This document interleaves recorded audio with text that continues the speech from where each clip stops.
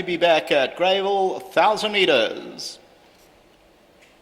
Ready, and they sprinting away from the 1,000 metre marker, and in accordance, one of the first to go. Raunchy's right there.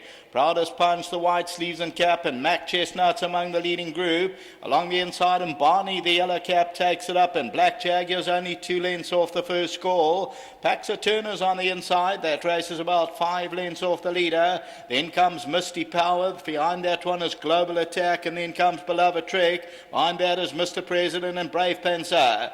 Turning for home, 500 to go, and Barney's the leader on the inside. Black Jaguar's moving through towards the outside. Then comes Raunchy. Proudest Punch is trying to put in a claim. Then in accordance behind that Mac Chestnut, and Barney's still the leader as they come to the 200. Black Jaguar, Paxa Turner tries to run on. Raunchy's towards the outside. There's challenges coming from everywhere. Global Attack is still running on, and Proudest Punch hits the front over the last 100. Here comes Misty Power with a good claim. Proudest Punch won and Misty Power second. Maybe Mr. President third and Barney fourth in the photo.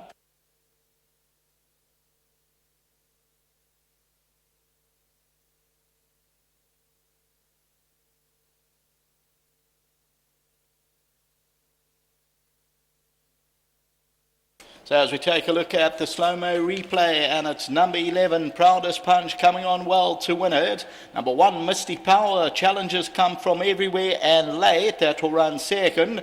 Third gets mighty close. I thought the horse in the pink might have caught up, but let's just see when they get down to the wire. Yep, Mr. President will run into that third position. Number 3, Barney on the inside is fourth. Then came Global Attack, Brave Pencer.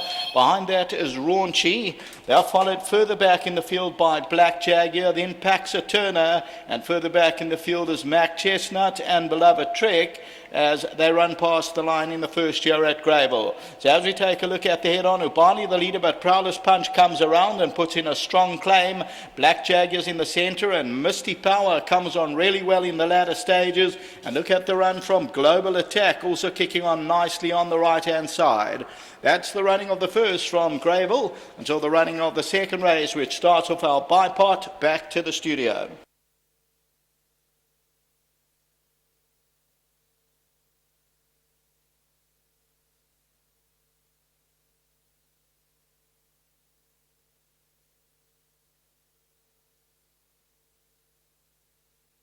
A nice result here for trainer Doug Campbell. He had 2 in the race, and he's finished first and third here.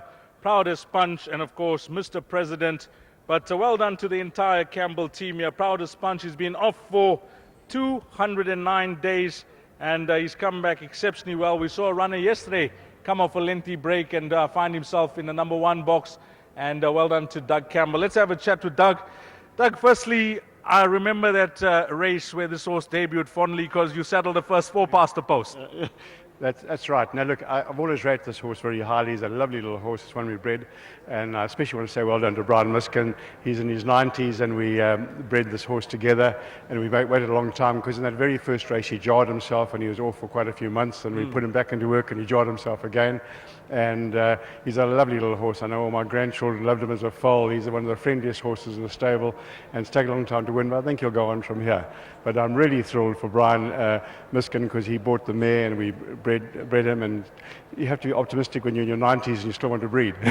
But what's really nice is that, you give those horses that have problems, you give them a bit of time, and you will get rewarded if they come back to the races, with the ability that you think they have. Absolutely. We do have a swimming pool at home, and this makes a big difference. And of course, my wife's got a lot of tender care with all the horses at home, and she makes a big difference to them. She's always around the stables, and it's wonderful having an assistant like Di around the stables to look after the horses, their problems. Well, it's turning out to be a great end to 2013, Doug, and you like anything else later on? I've got a couple, I think, with place chances. I think Njorni, if she jumps, could run to a place.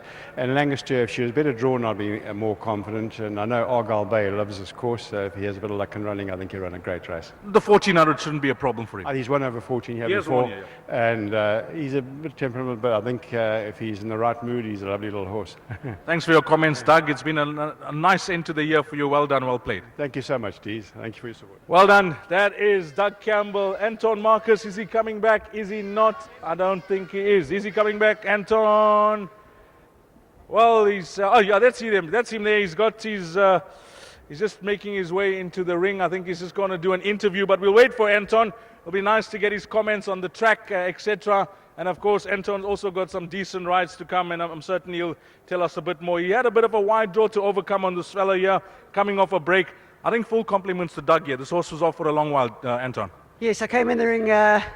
He just told me to be aware that he hasn't run for quite some time. But I think it suited him these today. You know, they've got the penetrometer at 20. It's certainly not 20, it's much closer to 24.